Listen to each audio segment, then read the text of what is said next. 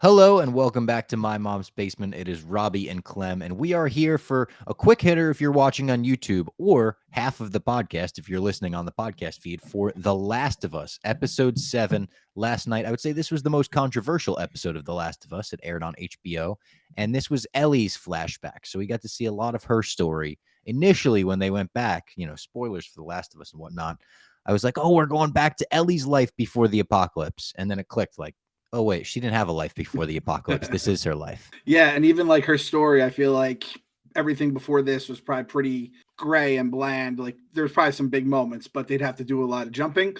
We decided, hey, let's get a Last of Us recap, get it out as soon as possible for everyone, and then they hit us with definitely the least well-received episode of the season. So thanks, guys, for that. Help keeping the basement lights on, you motherfuckers at HBO.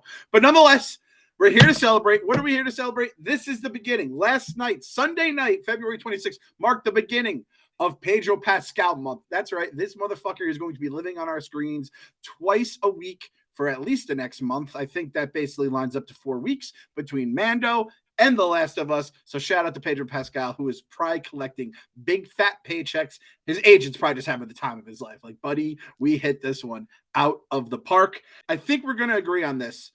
This was definitely my least favorite episode, yet a necessary episode, because I think you do have to find out about the most important person in the entire show. You have to find out a little bit about their past. Do I wish that episode became like half an episode and they found another half an episode to go around that? Because even the Bill and Frank episode was only half an episode, right? And that was awesome, but kind of its own story. However, I have to say, I think this is the floor. I think we watched the floor for The Last of Us. I don't think it'll get more boring or worse or whatever word you want to say to describe it, but it was a important episode for Ellie, even though it went a bit long. I agree. And did you think that the floor was bad necessarily? Like, I didn't think this was a bad episode. I still enjoyed watching it. And afterwards, just kind of thought back and was like, yeah, that was probably towards the bottom of the Last of Us episodes. But the show's quality is so good that I still had a good time with this. Yeah, no, I had a fine time with it. I have to also admit that I turned the volume down very early in the mall because we're in a fucking abandoned mall. I just figured something's gonna happen. Then once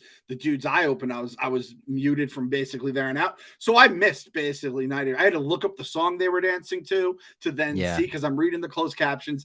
Bunch of fucked up shit going on in the Cosmic Club between 9 and 10 at night. But I didn't dislike it. But I wasn't like, oh man, this was.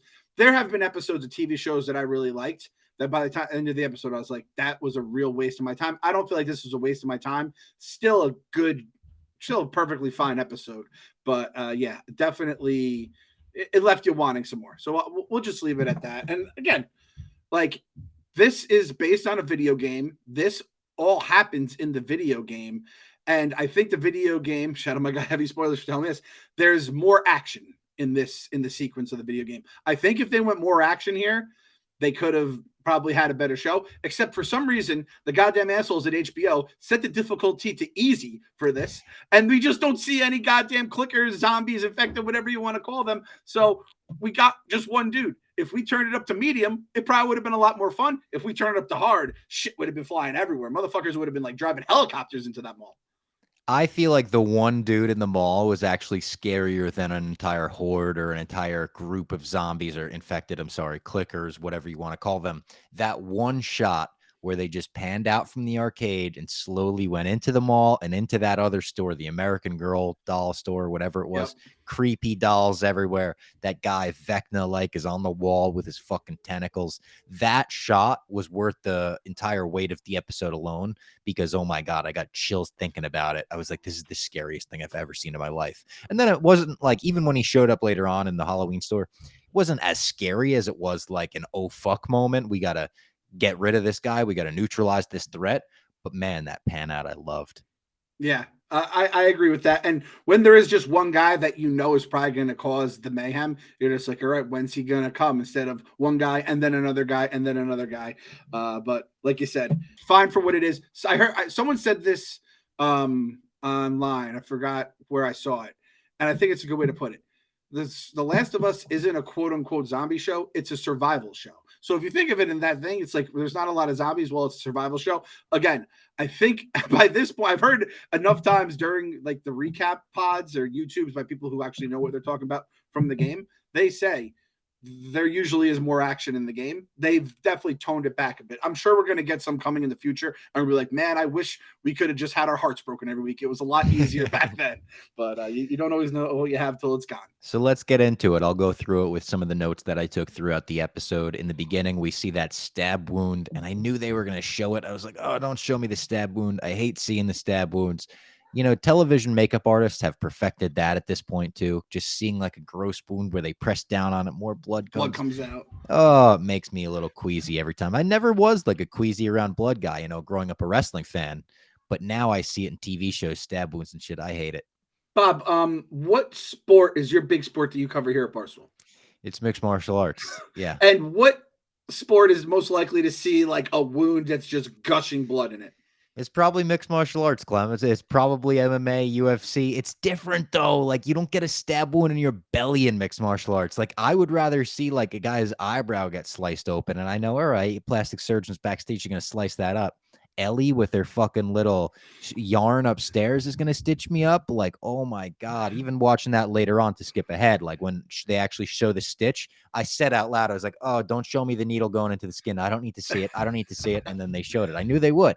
I love how she put the pressure on the wound. That's the only thing in the world I know to do in any kind of first aid ever. If someone I know has a serious cut, just put pressure on the wound. I can't tell you how to do CPR. I can't tell you, the Heimlich maneuver, exactly how to do it the right. There's so many. Could be the same fucking thing, the CPR and the Heimlich maneuver. I don't know. However, I know. Put pressure on that wound, baby, if it's bleeding. And there's probably wounds where they're like, that's a very bad idea. It's like putting water on a grease fire. Don't know, don't care. Whoever, listen, see this face? If this guy's with you and I need to keep you alive, you stab wound, I'm putting pressure on that motherfucking wound till it stops bleeding. Bob, I sure hope you're not that guy, because you won't be able to look at your own wound. You'll be puking just looking at your own wound. You'll be getting puking your wound. I know CPR. I know the Heimlich. I took like the classes for that when I was having my nephew and he was about to be born. I was like, let me learn how to do this stuff. Now the grease fire, that's where you'll have to help me out. To this day, how do you put out a grease fire? You can't use water. I think you smother it. Maybe you throw some baking powder or soda. Fuck, I'm baking. One of them probably turns it into a bomb. The other probably smothers it. I believe that's how you do it. Also, as a parent, I should know all this stuff. I even bought a $50 like contraption that is like helps get things out of kids' windpipes because kids are stupid idiots. Our girl Annie McCarthy, Large's wife, posted and said how it's a great thing just to have. I never read the directions. I don't even know where it is. It's somewhere in my kitchen. This is going to get me sued down the road. This is going to be a problem. We have to cut this from the pod. Oh, and then our boy Joel. He tells Ellie, just go north because he knows how important she is to the world and obviously all the stuff he's been to. Joel, go north, go to Tommy. Tommy probably won't even ask where Joel is. She's going to come in and he's not going to be like, hey, is my brother all right? He's just be like, hey, how's it going? What the fuck? Exactly. We're anti-Tommy podcast. We established last week Tommy is just not a good sibling, not a good brother. But when Joel gets tucked in, when he's like, just leave me, put something over me, she puts a little fucking jacket over him. I wrote, he looks real cozy. He looked like he was comfortable. He was on a bed. I was like, he might actually enjoy this little quiet time, Yeah, I'll tell you, man. I mean, he's a dad. I mean, even though he's technically his daughter isn't with him anymore, I don't think that enjoying of peace and quiet that really accentuates once your first kid is born, I don't think that ever leaves you. I think he has dad strength forever, and I think he has dad quiet love forever.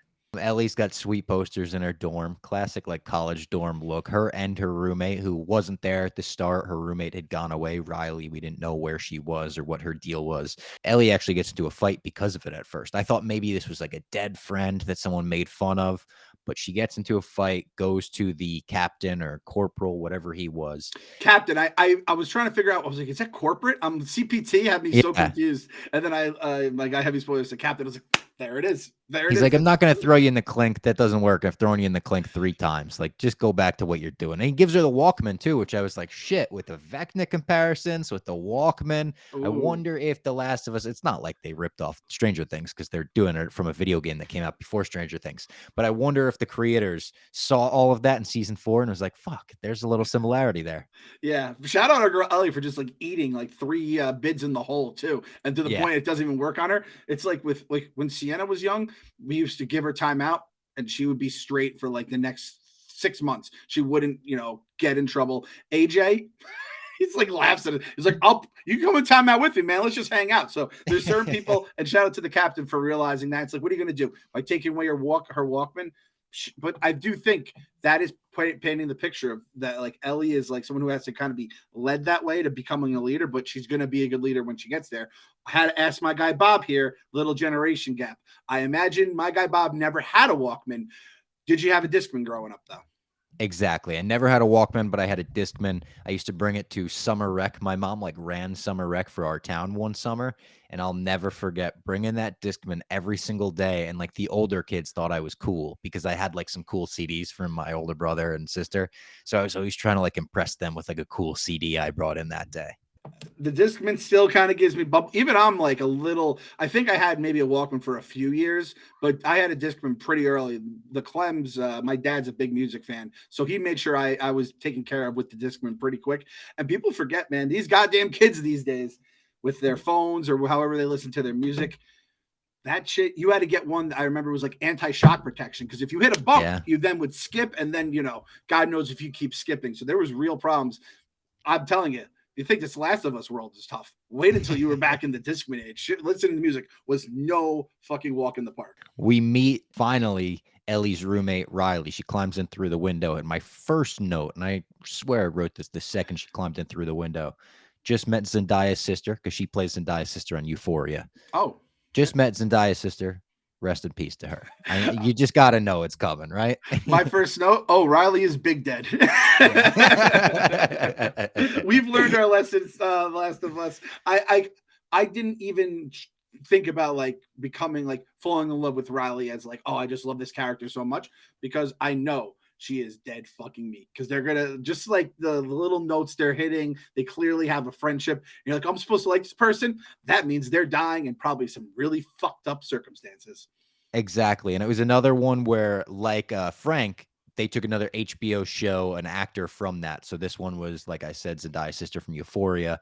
Frank was from The White Lotus. When you do that, especially, you hook me because you get these actors that I really like and care about already before I even see them in this show. And then, I just know where it's going by the end. Oh, God. Okay. If you could name one HBO character that you do not want to see from another show that you do not want to see them kill, like you love the character so much, you don't want to see them get killed on screen in this episode, in this show. Do you have anyone in mind? Larry David. Larry I don't want to see it. Complaining about the fungus, that would be actually fucking hilarious. And then man, seeing his take on this world, that would be the greatest HBO crossover of all time. Larry David, he's like, I'm eating squirrel, and he just blows his brains out. He goes Sam against with the gun, just blows his fucking brains out 100%. I'll go like a much smaller character. I'm thinking my guy Slim Charles from The Wire. He's a big, tough guy, just like a lovable dude. And just seeing him just get eaten by zombies would crush me. I have my radar up now. I know we're going to have a Wire. I know maybe we'll have a Curb. We'll get like Leon or someone like that, right? Probably get a couple of Sopranos guys, at some point. I'm kind of excited to see which HBO people we have next. That's kind of like, that'll be our next running tally here. Yeah. So they go up to that fresh body. As soon as they walk out of the FEDRA confines and everything, they have a little night out, fun sneak out night, whatever. They walk up to that body, and I was like, these fucking freaks. It's a fresh dead body. She goes, that wasn't here yesterday. You know the world you live in. I know you're in the safe FEDRA quarantine zone or whatever. You understand the world, though. Why are you going up to a fresh dead body? I was so goddamn angry at these kids walking all willy-nilly in that abandoned alleyway. And I'm like, yeah, granted, that's probably fine, but there's still always a chance that an infected could find a way, or some raider or it's like humanity is just kind of shit. Just bad people, bad dudes just walking that alley. I was because again, I'm watching this shit on like volume 3 as I'm reading the closed captions, and these 12-year-olds or 14-year-olds, whatever they are just walking around. So I was a little upset at that. And they're just laughing at dead bodies, having a good old time while I'm freaking out, doing bottle shots. They're doing bottle shots, Yeah. Bob. And has that been a thing that you've ever done, passed a bottle back and forth with a friend like that? Because I wrote that's never been a thing for me. Bob didn't go to college. Robbie didn't go to college. We'll just start it off like that. And Robbie didn't go to college. Robbie isn't a big drinker. And Robbie doesn't obviously have like a bunch of friends that he went to college with. And I have done clearly, yeah. That's all I basically. That. I don't think I can't remember the last time I used a glass with any of my friends. Any kind of glassware, shot glass, mixed drink. It was usually just bottle shots. Oh God, I'm getting kind of sick thinking. And then I'm like, is this how they're going to become infected? Because this dude, I'm like, is that white in his face? Is that fungus, or is that some sort of drugs?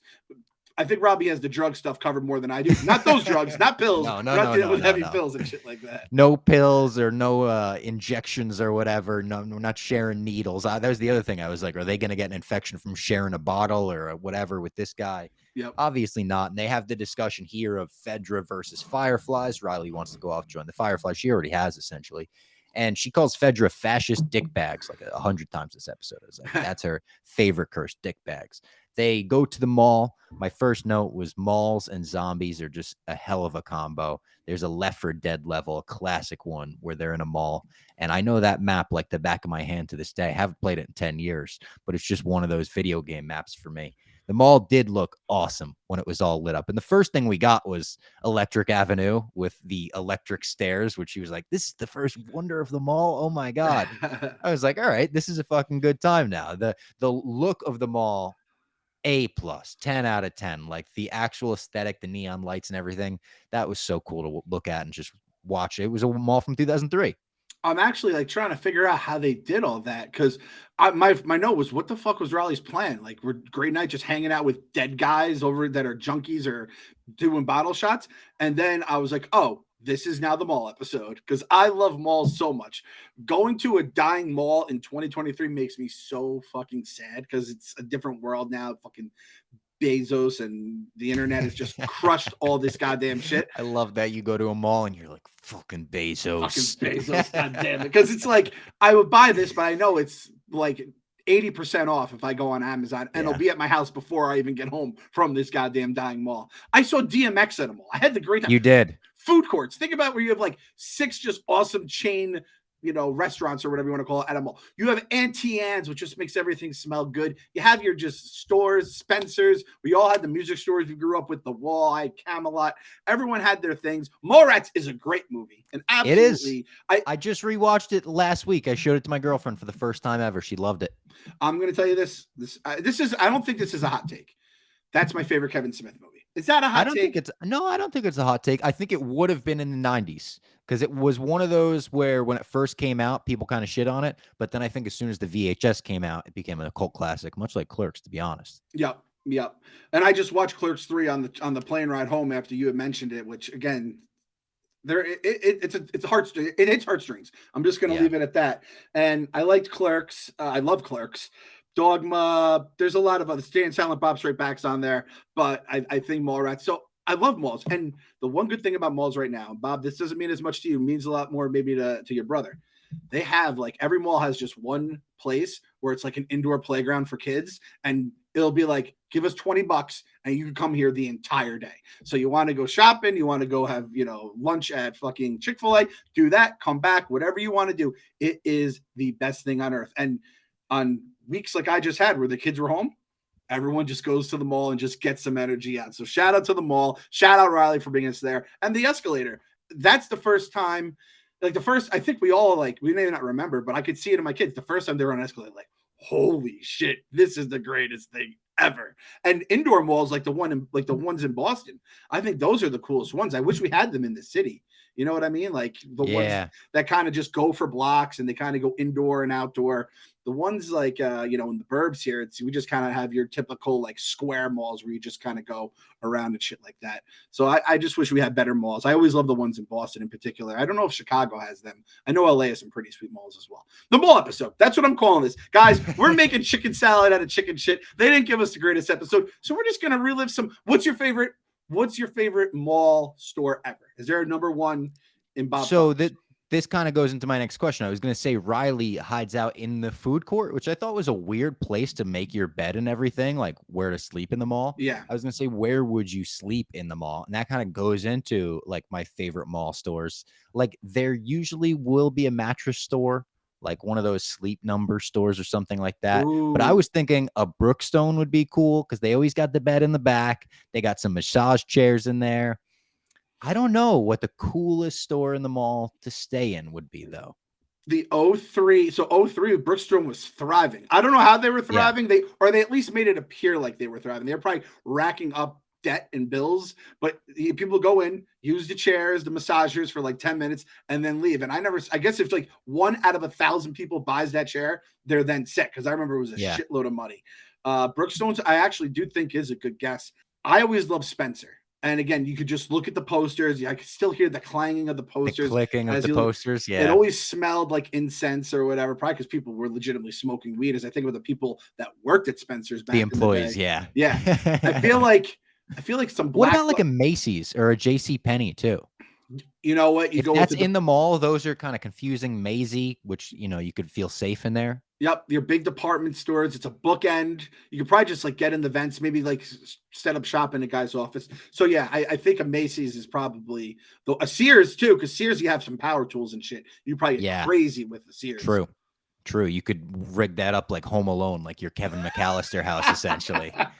Someone said it to me the other day too, and I was like, someone's like, they never saw LeBron James play in the NBA. I go, holy fuck, LeBron didn't exist. And then Heavy Spoiler said there was no Facebook. I'm like, this world is fucking wild right now, and it's not just because of the infected everywhere. Something they noted about this world that I loved was they said all the sneakers are taken, but the soap is still here. Like that was the first thing they looted, and I was like, "That's the fucking real world." Like if this really went down, the sneaker stores are the first ones to get raided, right? Because everyone wants the newest drops and the sneaker heads and the dump them and got them and whatever it is. My favorite part is how this show just turns a mirror to our current world, where everyone complained about airplanes. No one really drove anywhere exciting. They kind of just did whatever, and they loved fucking shoes instead of soap, which then is my next question, Bob. Where would you look in the mall if fucking tomorrow there was a goddamn, crazy thing that the, zombie apocalypse or whatever? This is going to sound crazy. I think this is going to sound crazy to a lot of people. I'm not going for useful here with my looting. I'm going for, I want to pass the time in an apocalypse. I'm looting the Lego store and I'm building the biggest Lego sets they have to pass my time in a pretty boring world, I would say. So I'm same thought, except I hate Legos. I never was a Lego guy. I'm not a Lego guy, man. I just am not very good at Legos. You can not be a Lego guy, but you can't say I hate Legos, bro. Well, you then know how it's much like joy Legos have brought me in my life. I had a friend who was a diehard Lego guy, and I had to go to his house and play fucking Legos, and I hated it. Bob, you're sick. You don't like peanut butter. You're don't sick. Like peanut butter. Yeah, that's a taste thing. Legos are great for everyone. You can't be allergic to Legos. Buddy, do you know how much Legos cost too these days? Legos are expensive. They're expensive. And you know what? They take up a lot of fucking room too. Yes. My whole Instagram Explore page is Legos, but I'm like, I'm a 24-year-old man. I'm not going to buy Legos. And like, I do have a toy shelf behind me. So it's not like, but I just don't have the room for Legos. One day when I get super rich and famous, I picture having a basement almost like the Lego movie, where I could have a table, just a full fucking city. Would you glue them like he does in the movie? Would you glue them together? No. With them? No, I'm against that. You can't. I did like the Lego movie. I will say that, and I respect people who like Legos. I am just not a Lego guy, and I will not apologize for not being a Lego guy for all the reasons. Bob just like, well, they're expensive. They take up a lot of room, and if you don't like them, then it's just a lot of shit that is just laying around. So I stand by my Lego take, even if I'm on an island. I don't care. I would loot for the same kind of reasons. I would just take like GameStop, just hit all like the portable. Games and all that kind of shit, and even steal the systems, because it's like we might just be stuck in our house right now. And which takes me to my next point. I said this the other day. The next pandemic, Rockstar should be federally forced to release a new Grand Theft Auto. That is a platform I stand on, and every 5 years, a new Grand Theft Auto must come out. I don't care how good the online version is and how much they update it. I need a whole new story, new maps, new everything. in fucking Rockstar. Get it done. Just like that, we're back together. I forgot about the Lego thing because that's the greatest idea I've ever heard. The first ever carousel that Ellie gets to ride on. What a thrill that must be. We had a carousel in our local mall. I remember being a kid, loving riding the carousel with my mom or whatever. So that was made me feel good for her. We have a carousel at our local mall, and it is a nice carousel, and the kids fucking love it. Anytime I just got to get them out, again, I go to that little playground spot, and then it's like $2 or whatever it is to get on the carousel. They're happy. I'm happy. And it's like, you just need to sneak out wins and just, it's kind of like running the clock out on the day with kids anytime you're alone with them. And I fucking love it. So yeah, that I think if you don't like carousels, like fuck Legos, video games with peanut butter. If you don't like carousels, you're the asshole. You're the problem. What a simple thing too, right? Like kids are, you think like so complicated. They cry. What do you need to get them to stop crying? What is it? It's just a carousel. You put them on like a horse and they spin around for a minute and they love that shit. This carousel actually played Just Like Heaven by The Cure, which was like really fucking cool. A cool Cure song to play. And perfect for this episode. It's kind of a romantic song. And you see throughout this episode, Ellie and Riley are saying, let's be friends, right? Kind of, they like each other. Man, that's well done, Bob. I just had a completely different thought that came in. I don't know if this is appropriate time to bring it up, but I just thought of this. In 2003, we're in Boston. They never saw the World Series. The world basically ended, and the curse. I thought you were saying like maybe 2003 Boston, they're not cool with lesbians. I was like, good point. Maybe I don't know. I'm not gonna get the Bostonians angry at this podcast. Because that's usually, I imagine, still one of our bigger demos. In Barstool right now. Every time Jerry posts a fucking Pages blog, it's just right to the top of the fucking traffic chain. I'm like, my guy Thornton just crushing it. So, man, you like as a Yankees fan, you probably love that. Yeah. The curse, Kirks lives on forever. Yeah, well, let's see. When was it? When did this September? So I guess Aaron Boone's home run doesn't happen, but you have everything else that kind of happened where you just gutted them every single year. Yeah. The pun book, the first heartbreaking moment of the episode for me when we see the origin of the pun book and everything. Oh, that's tough. And when they read the screenshots joke and they're like, what the hell are screenshots? I don't know. That made me laugh too. That was great. I think earlier in the episode, you see another book by the same author. Will Livingston. I was like, hell yeah. One of the lines that really broke my heart after that was when Ellie says, you mattered to me first. She's like, I mattered to these people, whatever. She said, you mattered to me first. And it reminded me of, I'm your friend. So was I, from Civil War, going back to that.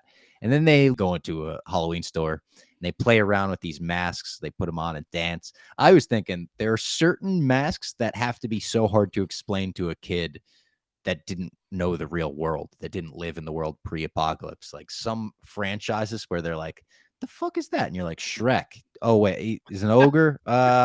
He lives in a swamp. And Mike Myers, not talking donkey. No. Yeah. Shit like that. They kiss in the store, and then the clicker, the infected, he's not a clicker yet. The infected runs in. I mean, runs. He's not a slow walking dead zombie. This guy's got some speed behind him, and they both get bit. They both look at their bites. Gross, right? To see it was like scabbing up already, bleeding on both of them. And Ellie has this helpless panic of, I want to destroy everything because the world's not fucking fair right now. And Riley just sits down and accepts her fate. They don't show us, and I appreciated that because I thought they were going to show us like they hold hands, Toy Story style. They both fade out, and then Ellie wakes up and realizes she's truly the one stuck in this horror show forever because she's immune to the infection. Didn't see it, didn't need to see it. They cut back to Ellie and Joel, and you realize, okay, Ellie and Riley were together at the end. Ellie's not leaving her next best friend, the next person that she trusted. She's doing anything to save him, and she stitches him up. There was a great look in Pedro Pascal's face where he just showed appreciation with a look, with a stare. And that was the end of the episode. Like we said, not one of the best episodes, actually probably the weakest of the series so far, but still an enjoyable watch. Yeah. Again, I could have used something maybe a little before or after. If they had timed it up and it was just one of those short episodes and you're like, oh, filler. It's like, all right, man, we needed to tell that story. It had to get, on your screen at some DLC point. too. Did you see that? this story was a DLC addition to the regular game. That's what it was. It was DLC. Yeah, I did see that. So it was something that was in the game, but I guess nothing that was super important. But I do think, because I was right when I don't know why it was during this moment, but I still remember when she broke open the quarters and all the quarters came out. I said, "Oh shit, this is the time Ellie had to kill someone that she didn't want to talk about." I don't like it all came together. My Yeah. big dumb brain. I was like, "Oh, this is going to really, really suck."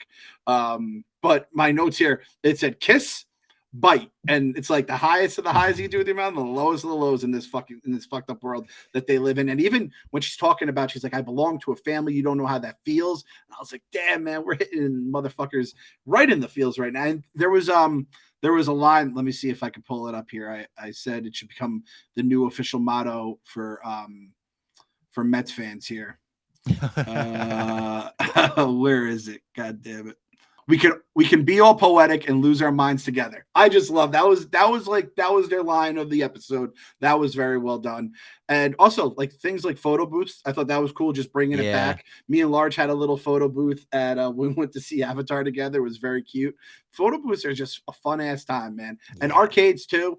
Just going back again, you learn a little bit about the Mortal Kombat 2 stuff. Obviously, that's how she finds out about Melina. They're doing fatalities together. It was fucking They great, played that game for a while. There's like 5 minutes this episode, them playing Mortal Kombat. And I'm not mad at it. I'm a big Mortal Kombat guy myself, but I was looking forward to watching the Melina fatality. As soon as I saw the character selection screen, she went down to Melina. I was like, oh, fuck yeah, we're going to get to see it. I appreciated that they did the fatality. They showed the whole Melina stuff. They did another fatality. I believe it was Baraka or whatever. Baraka, I think his name is. Yeah. And they even like showed how she was doing the moves the right way. Teaching. It wasn't like she just hit a button and they did a fatality. You have to have, if you're a sports movie, you need to have your sports make sense. Same with a video game. And they fucking, obviously it's a video game show and then a video game within the video game show. And they did everything by the book. And I truly appreciated that as a longtime fan of Mortal Kombat, which again, one last question here about number one arcade game ever. I know we talked about MK versus Street Fighter. Is there anything that trumps Street Fighter when it came to the arcade for you? And you're going to like this answer. It's the Simpsons arcade game for me. That was always my number one. I loved Simpsons arcade. Loved Time Crisis. Any of the Time Crisis games where you get an actual gun and you're shooting at the screen, ducking under things and stuff like that. But yeah. And I love pinball. I'm actually a big pinball guy. I love the baseball pinball machines specifically where the pinball comes out of the middle and you got to swing a bat and it like goes up a ramp into the home run stuff. Great stuff. There was ironically, I saw a pinball game with the Legoland of like a fake mini Legoland in Yonkers the other day. It's not like the big theme park, and it had a little pinball. It was Mets versus Yankees, and you could like it's his first single, double, out, and all that kind of stuff. Yeah, I was a big pinball guy too. You know, like the Street Fighter game was actually one of the games I liked in it. But I could always fuck with pinball forever. I think Street Fighter was my game, but like you said, Simpsons, X-Men. And Turtles in Time, yeah. Yep. Those same are the kind of side swiper, yeah. Yep, the 4-man game. NBA Jam was always like on the list. But think about arcade games. They were so fucking hard, man. When you had to play the computer, you maybe get 1-2 stages in terms of like NBA Jam, or like, you know, I still remember when I beat X-Men. It was like one of the greatest days of my life. I hopped in probably with like 20 minutes of the game left, and some fucking kid who was probably twice my age carried us to the end. And I was like, oh my God, I got to see the ending of that game. So, that's the best too. When you could get an older kid to carry you and you're just along for the ride. Oh, and video games. And that's not exclusive to arcade games. Later on for me, Xbox Live, it was the same thing. Like I wanted someone to carry me through Halo on the legendary difficulty and stuff like that. But yeah, man, arcades are the best. And as soon as they went into the arcade in this episode, I was thrilled to see one, but I knew I was like, that's too much fucking noise. That's not safe. That's a lot of, this is not safe. What are we like? They should just have one person with common sense for 2023 be like, what are you guys doing here? I understand you don't have nerves anymore because you've just lived probably on edge for your entire lives. But what the fuck are we doing here? Also, it has to be said, I never realized it as a kid, but as I've gotten older, I've really learned to appreciate a good skee ball. Skee ball is just a fun ass game. Man. Just a fun ass game. One of the best, a tried and true game. And I think more bars should have skee ball in the back. There's a couple bars in the city that have skee ball, and that's just a no-brainer. Actually, bringing this back, I will say I remember one bad memory with skee ball. I was at my local arcade, And I remember an older kid, I was throwing skee balls and he would catch them and put them in like the 500 or the 1,000. And I didn't like that. I was trying to play No. my game and he was trying to get me tickets or whatever was Yeah. going on. And I should have, again, as I said, I appreciate the older kid helping me, but you got to stay within the rules. And there's a fucking, Yeah.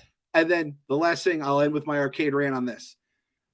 Being young, going to a hotel with your parents and going on a search for the game room and the pool was one of the highlights every time we would go on a trip.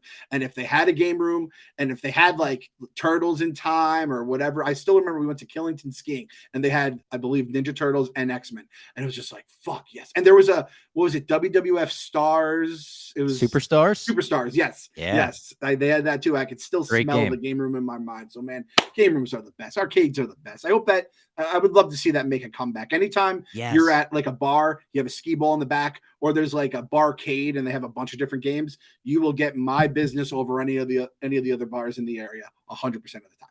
Agreed. I love barcades. That's the one thing that, like I said, I'm not a big drinker. We said early on in this episode, but if I go to a barcade, I'll get a nice vodka ginger ale, something like that. Go back, find the Star Wars game, and just go to town on the Death Star. Blow that shit up. Let's just our bar. You know what we're gonna do for our bar? Bottle shots and arcade games.